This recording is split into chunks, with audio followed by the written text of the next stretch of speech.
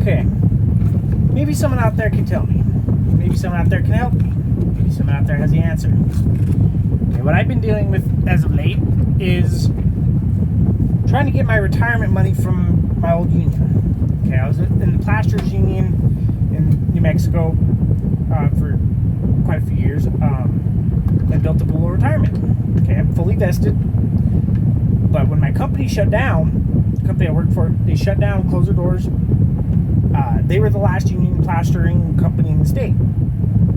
Okay, so for the last and this is 2017. So for the last 4+ years, the union has not been able to provide any plaster, any work at all. Even the union president's been working non-union for the last 4 years. Okay, but the union business manager that took over is crooked. He's been stealing from the union. He got a bunch of COVID money and never reported it. It's never showed up on the union books, but he got the money. It was close to $100,000, but it hasn't showed up on the union books at all, at least on any of their filings. So what does that tell you? It tells you he stole it. Okay, anyways, but regardless, he's also one of the only 2 trustees for the retirement fund. I've contacted him about getting my money, and he tells me not interested.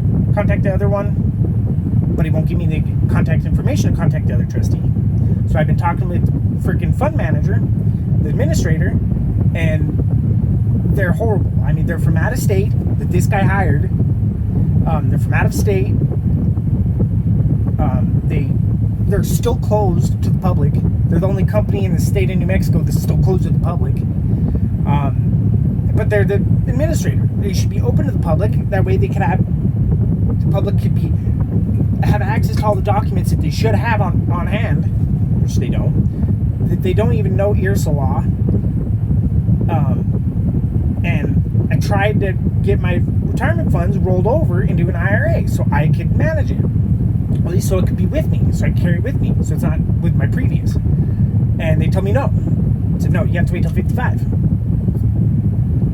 How is that the case? How can you hold me to an age requirement of 55 if I can't even participate in the plan anymore? Not only that, but there is an IRS code that I looked up, and it says a qualifying plan must pay out upon termination of employment. I brought that up to them. They choose to ignore me. They just said, your message has been added to the file.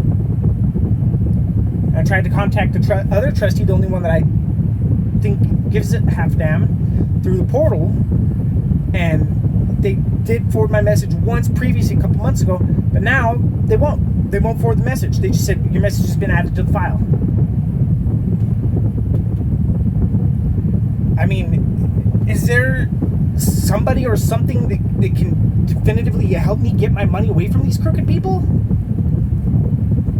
It's not a shit ton, but it's enough to where I can make a living off of it doing day trading and get my nonprofit going. But they refuse to give me my money. I don't know why they have so much interest in my money. That's what's bothering me.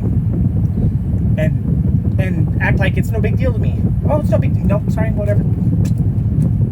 Nope, sorry. We don't have to do anything. We can just ignore you. Give me my damn money. It's my money.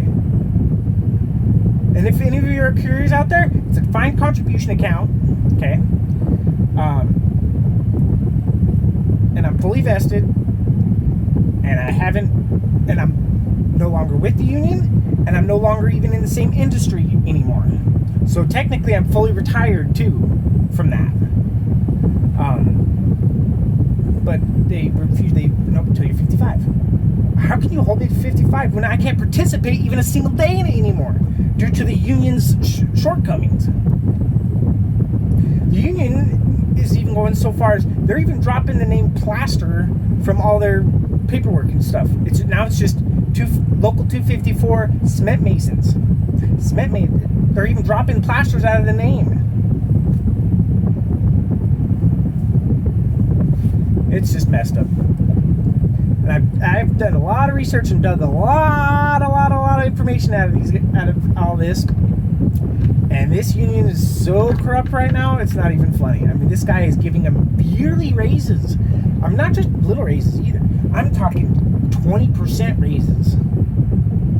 And he's the only paid employee by the union. So he pays himself, controls all the information with the union. Same thing with the retirement fund, because no one can get a hold of the other person at all ever, and he only shows up 4 times a year for the quarterly meetings. And then this other one just bullshits him. So the other guy doesn't even know how in depth this is getting. But this one a-hole has all the self-need and want and concern in every part of the union, because that's how he's getting paid. So he doesn't want disruption in any of it. So he's going to keep everyone in the dark and keep doing what he's doing as much as he can. And there's no one checking his stuff. The only people check his stuff are the auditors. Well, the auditors.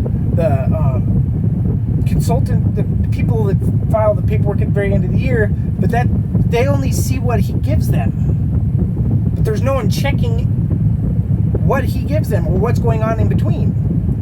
So he can make up whatever the heck he wants at the end of the year, as long as it looks somewhat close as the previous year. But none of them know about any of the other stuff. And there's no one there to catch them or tell them. And tell me. Local 254 in Albuquerque, New Mexico is crooked and is stealing from the union. He's stealing from his member. He gave up on the plasters, which was 3/4 of the union. Okay, the union went from 200 members down to 50. Just recently, it went back up to 100. That's only because the union in Arizona closed and transferred their members and all their assets to our union to join them, combine them. But guess what? They're all cement masons too. No plasters. There was one plasterer out of that 50, but he's not active. Because there's not going to be work for him anyway, not through the union. So if the union can't provide work, it gave up. The collective bargaining agreement that I was originally under is gone. The company I worked for that was part of that is gone. The trustees that were originally in place, there were 7 trustees back in 2016-17. 7 trustees. Now there's 2. One that's retired that never sees anything but once every 4 quarterly meeting. And then the crooked asshole. Went from 7 to 2. One crooked a-hole, and then one guy that's in the dark. And then you have this administrator that's still closed to the public out of Arizona that doesn't give 2 flying shits and just doesn't want to give anybody any money. And they'll just ignore you. And what can I do? I contacted the Department of Labor. There ain't no help. The guy doesn't even know how to read a freaking plan description. That, and the guy's pretty oblivious that all he's going to do is call the plan administrator, and the plan administrator says, no, it says it, state said he has to wait until 55. And the guy's going to go, okay, and then that's what he's going to tell me. Oh, well, the requirements are until 55. Who gives a shit about that requirement? What about all the other shit that's not right? What about all the other shit that says that I should be paid?